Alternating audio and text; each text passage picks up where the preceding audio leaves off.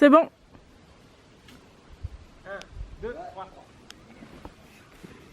Ok, voilà presque la fin. 1, 2, 3. Tiens, Marie, je te laisse faire. Voilà, nous avons presque terminé la pose de la toile extérieure. Les murs ont été posés et la drisse en haut a bien étranglé le mur de façon à tendre la toile. Et en dessous, la drisse passe en dessous de la dalle de façon à favoriser l'écoulement des eaux. Là, nous avons passé le toit, il est en cours de pose. Nous sommes passés par le tonneau pour le monter. On a gardé l'échafaudage, heureusement. Mine de rien, c'est difficile à prendre et c'est lourd. Vous voyez à l'œuvre deux jeunes femmes en train de travailler avec leurs petits muscles pour déplier ce toit qui pèse peut-être une cinquantaine de kilos. Bon, ils en sont à 30.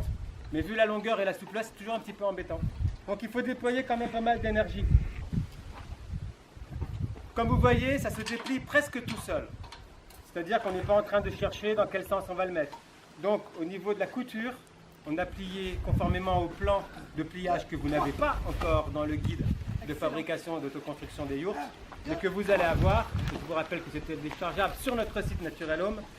Le principe de pliage du toit pour faciliter le travail de manutention lorsqu'on est en haut, car c'est beaucoup plus difficile de travailler à 4,50 m de haut qu'au sol. Donc là, nos chères demoiselles vont continuer à développer ce toit, en faire tout le tour. Ça fait du bien de s'arrêter aussi.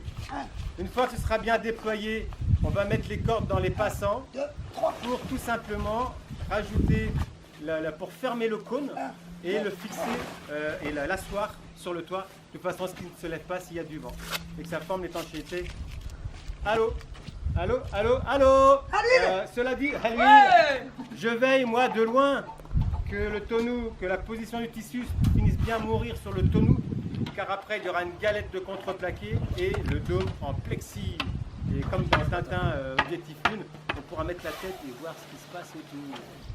Mais bon, cela dit, on ne va pas toujours monter à 4,50 m de haut pour voir ce qui se passe. C'est juste pour voir les étoiles et pas les avions et les oiseaux.